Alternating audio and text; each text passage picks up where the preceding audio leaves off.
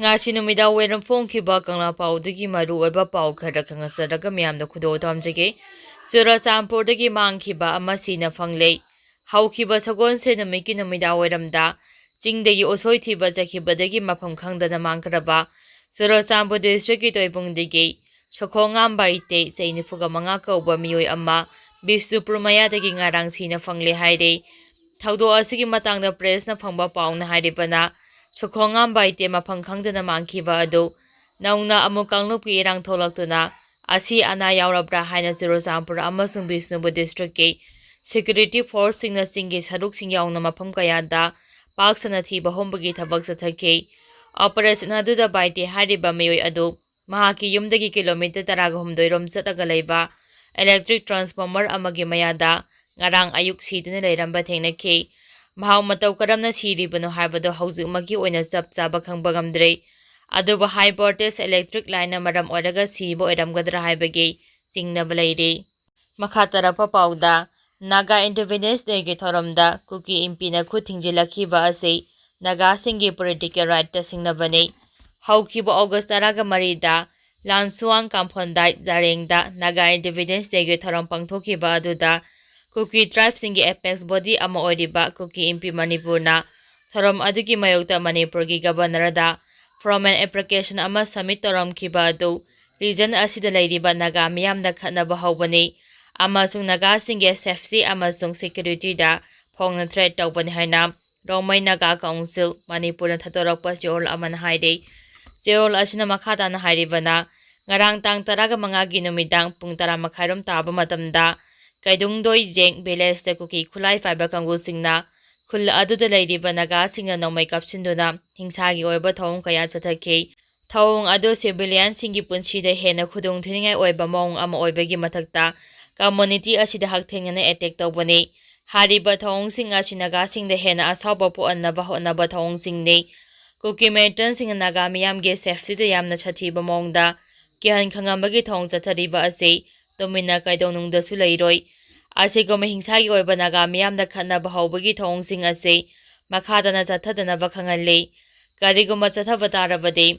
Naga miyam ge survival amasung security gi damakta mathau taba protective measures sing lakhotkane thawong asi yamna chathiba mong amani haina laugani haire amaramda ngarang ayupung mapamakhairom tabada Senapati district ke Kangpopi subdivision gi manung samba Sawangkiningda Kuki Meton amasung Kuki Berinterne hajaba miyoi mari laklaga khul aduda leiba pi mindang kauba khunja ama gun point da faraga makhogi garida puduna chakhraba matung khul adugi makhada leiba Nepalagi yum amada pusilaga kihan khangambagi thong kya chatharamle haina Sawangkining village authority na thadorakpa Cheol aman haire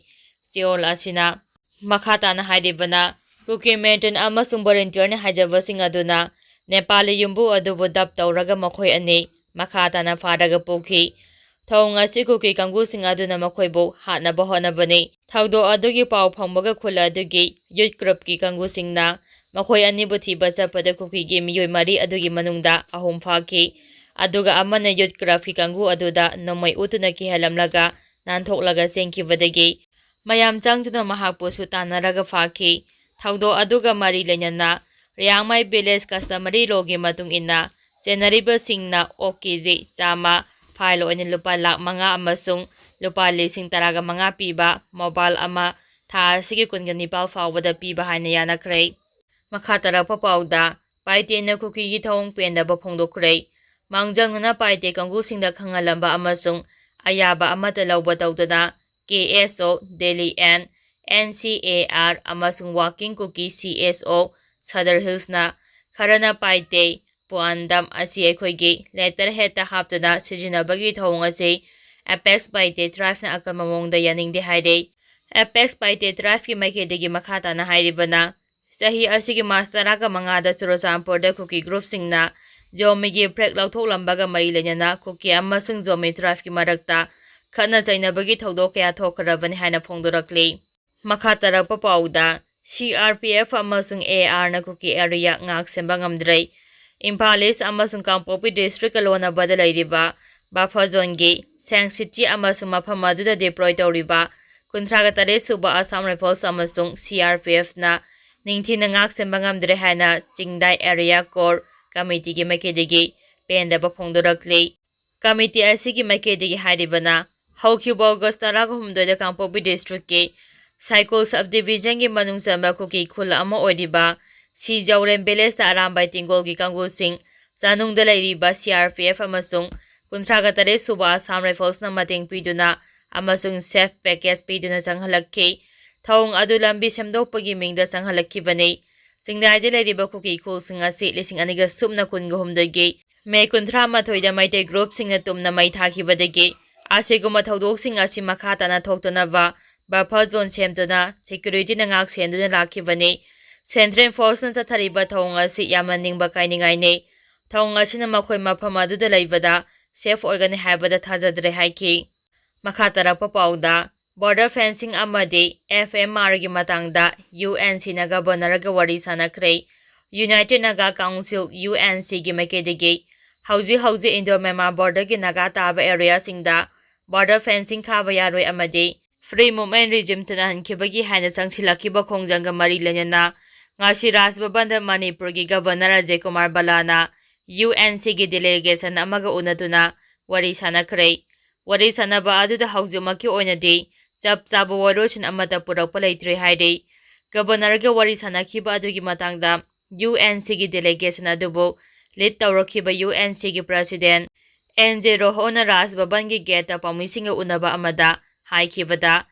UNCꯒꯤ ꯃꯥꯏꯀꯩꯗꯒꯤ Indo Myanmar ꯕꯣꯔꯗꯔꯗꯒꯤ ꯅꯥꯒꯥꯁꯤꯡꯅ ꯇꯥꯔꯤꯕ ꯖꯒꯥꯁꯤꯡꯗ border fencing ꯈꯥꯕ ꯌꯥꯔꯣꯏ ꯑꯃꯁꯨꯡ FMR suspend ꯇꯧꯈꯤꯕ ꯑꯁꯤꯒꯤ ꯃꯇꯥꯡꯗ state ꯑꯃꯁꯨꯡ central ꯒꯚꯔꯟꯃꯦꯟꯠꯗ ꯄꯤꯈꯤꯕ ꯑꯜꯇꯤꯃꯦꯇꯝ ꯑꯗꯨꯒ ꯃꯔꯤ ꯂꯩꯅꯅ ꯁ꯭ꯇꯦꯠ ꯁꯔꯀꯥꯔꯒꯤ ꯃꯥꯏꯀꯩꯗꯒꯤ ꯏꯟꯚꯥꯏꯠ ꯇꯧꯔꯛꯄꯗꯒꯤ ꯉꯁꯤꯒꯤ ꯗꯥꯏꯂꯣꯒ ꯑꯗꯨ ꯆꯠꯊꯈꯤꯕꯅꯤ꯫ UNCꯒꯤ ꯃꯥꯏꯀꯩꯗꯒꯤꯗꯤ ꯏꯁꯨ ꯑꯁꯤꯒ ꯃꯔꯤ ꯂꯩꯅꯅ ꯁꯔꯀꯥꯔꯗ ꯄꯤꯈꯤꯕ ꯑꯜꯇꯤꯃꯦꯇꯝꯒꯤ ꯃꯇꯝ ꯑꯗꯨ ꯂꯣꯏꯈ꯭ꯔꯦ꯫ ꯑꯗꯨꯕꯨ ꯁꯔꯀꯥꯔꯒꯤ ꯃꯥꯏꯀꯩꯗꯒꯤ ꯏꯟꯚꯥꯏꯠ ꯇꯧꯔꯛꯇꯨꯅ ꯏꯁꯨ ꯑꯁꯤꯒ ꯃꯔꯤ ꯂꯩꯅꯅ ꯑꯍꯥꯟꯕ ꯇꯥꯡꯀꯛꯀꯤ ꯋꯥꯔꯤ ꯁꯥꯅꯈꯤꯕ ꯑꯁꯤꯅ ꯍꯧꯖꯤꯛꯃꯛꯀꯤ ꯑꯣꯏꯅ ꯃꯈꯥ ꯇꯥꯅ ꯈꯣꯡꯖꯪ ꯆꯪꯁꯤꯟꯕꯒꯤ ꯐꯤꯔꯦꯞꯇꯤ ꯂꯩꯇ꯭ꯔꯤ꯫ ꯑꯗꯨꯕꯨ ꯃꯁꯤꯒꯤ ꯃꯇꯥꯡꯗ ꯂꯥꯛꯀꯗꯧꯔꯤꯕ ꯅꯨꯃꯤꯠ ꯅꯤꯅꯤ ꯍꯨꯝꯅꯤ ꯑꯁꯤꯒꯤ ꯃꯅꯨꯡꯗ UNCꯒꯤ ꯑꯣꯏꯕ ꯆꯞ ꯆꯥꯕ ꯁ꯭ꯇꯦꯠꯃꯦꯟꯠ ꯑꯃ ꯊꯣꯛꯂꯒꯅꯤ꯫ ꯉꯁꯤ ꯋꯥꯔꯤ ꯁꯥꯅꯈꯤꯕ ꯑꯗꯨꯒꯤ ꯃꯇꯥꯡꯗ ꯒꯕꯔꯅꯔꯒꯤ ꯃꯥꯏꯀꯩꯗꯒꯤ ꯏꯁꯨ ꯑꯁꯤꯒ ꯃꯔꯤ ꯂꯩꯅꯅ UNCꯒꯤ ꯀꯥꯡꯕꯨꯁꯤꯡ ꯁꯦꯟꯇ꯭ꯔꯦꯜ ꯒꯚꯔꯟꯃꯦꯟꯠꯒ ꯋꯥꯔꯤ ꯁꯥꯅꯅꯕ ꯍꯣꯠꯅꯒꯦ ꯂꯣꯏꯅꯅ ꯏꯁꯨ ꯑꯁꯤꯒꯤ ꯃꯇꯥꯡꯗ ꯁꯦꯟꯇ꯭ꯔꯦꯜ ꯂꯤꯗꯔꯁꯤꯡꯗ ꯃꯃꯨꯠ ꯇꯥꯅ ꯀꯟꯚꯤꯟꯁ ꯇꯧꯒꯦ ꯍꯥꯏꯕꯒꯤ ꯊꯥꯖꯕ ꯄꯤꯔꯛꯈ꯭ꯔꯦ꯫ ꯃꯈꯥ ꯇꯥꯅ ꯂꯥꯛꯀꯗꯧꯔꯤꯕ ꯅꯨꯃꯤꯠ ꯍꯨꯝꯅꯤ ꯑꯁꯤꯒꯤ ꯃꯅꯨꯡꯗ ꯏꯁꯨ ꯑꯁꯤꯒꯤ ꯃꯇꯥꯡꯗ ꯑꯃꯨꯛ ꯍꯟꯅ ꯋꯥꯔꯤ ꯁꯥꯅꯅꯕ ꯍꯥꯏꯗꯨꯅ ꯌꯥꯅꯔꯦ꯫ ꯑꯗꯨꯕꯨ UNCꯒꯤ ꯃꯥꯏꯀꯩꯗꯒꯤꯗꯤ ꯕꯣꯔꯗꯔ ꯐꯦꯟꯁꯤꯡ ꯑꯃꯁꯨꯡ FMRꯒꯤ ꯃꯇꯥꯡꯗ ꯃꯃꯥꯡꯗ ꯍꯥꯟꯅ ꯃꯤꯌꯥꯝꯅ ꯂꯥꯎꯊꯣꯛꯈꯤꯕ ꯐꯤꯔꯦꯞ ꯑꯗꯨꯗꯒꯤ ꯑꯍꯣꯡꯕ ꯑꯃꯠꯇ ꯂꯩꯇꯦ ꯍꯥꯏꯔꯤ꯫ ꯏꯁꯨ ꯑꯁꯤꯒꯤ ꯃꯇꯥꯡꯗ ꯒꯕꯔꯅꯔ ꯁꯦꯀ꯭ꯔꯦꯇꯔꯤꯌꯦꯠꯇꯒꯤ ꯊꯥꯗꯣꯔꯛꯄ ꯆꯦꯔꯣꯜ ꯑꯃꯅ ꯍꯥꯏꯔꯤꯕꯅ ꯉꯁꯤ ꯋꯥꯔꯤ ꯁꯥꯅꯈꯤꯕ ꯑꯗꯨꯗ UNCꯒꯤ ꯃꯥꯏꯀꯩꯗꯒꯤ ꯄꯨꯈꯠꯂꯛꯈꯤꯕ ꯋꯥꯐꯝꯁꯤꯡ ꯑꯗꯨ ꯒꯕꯔꯅꯔꯅ ꯌꯥꯝꯅ ꯅꯤꯡꯊꯤꯅ ꯇꯥꯕꯒ ꯂꯣꯏꯅꯅ ꯏꯁꯨ ꯑꯁꯤꯒꯤ ꯃꯇꯥꯡꯗ ꯃꯍꯥꯛꯀꯤ ꯃꯥꯏꯀꯩꯗꯒꯤꯁꯨ ꯍꯥꯟꯅꯅ ꯚꯥꯔꯠ ꯁꯔꯀꯥꯔꯒꯤ ꯃꯤꯅꯤꯁꯇ꯭ꯔꯤ ꯑꯣꯐ ꯍꯣꯝ ꯑꯦꯐꯤꯌꯔꯁꯇ ꯄꯨꯈꯠꯈꯤꯕ ꯂꯩꯈ꯭ꯔꯦ꯫ ꯏꯁꯨ ꯑꯁꯤꯒꯤ ꯃꯇꯥꯡꯗ ꯀꯟꯁꯟꯇ꯭ꯔꯦꯇꯤꯚ ꯑꯣꯏꯕ ꯗꯥꯏꯂꯣꯒ ꯑꯃ ꯆꯠꯊꯅꯕ ꯍꯣꯠꯅꯔꯤꯉꯩ ꯆꯔꯛ ꯑꯁꯤꯗ UNCꯒꯤ ꯃꯥꯏꯀꯩꯗꯒꯤꯁꯨ ꯁꯥꯟꯇꯤ ꯑꯃꯁꯨꯡ ꯄꯥꯝꯗꯕ ꯊꯧꯗꯣꯛꯁꯤꯡ ꯊꯣꯛꯍꯟꯗꯅꯕ ꯑꯄꯤꯜ ꯇꯧꯈꯤ ꯍꯥꯏꯔꯤ꯫ ꯄꯟꯕ ꯌꯥꯕꯗꯤ UNCꯒꯤ ꯃꯥꯏꯀꯩꯗꯒꯤ ꯕꯣꯔꯗꯔ ꯐꯦꯟꯁꯤꯡ ꯈꯥꯕ ꯂꯦꯞꯅꯕ ꯑꯃꯨꯛ ꯍꯟꯅ ꯆꯠꯅꯍꯟꯅꯕ ꯁꯦꯟꯇꯔ ꯑꯃꯁꯨꯡ ꯁ꯭ꯇꯦꯠ ꯒꯚꯔꯟꯃꯦꯟꯠꯗ ꯅꯨꯃꯤꯠ 20ꯒꯤ ꯑꯜꯇꯤꯃꯦꯇꯝ ꯑꯃ ꯃꯥꯡꯖꯧꯅꯅ ꯄꯤꯗꯨꯅ ꯈꯪꯍꯟꯕ ꯂꯩꯈ꯭ꯔꯕꯅꯤ꯫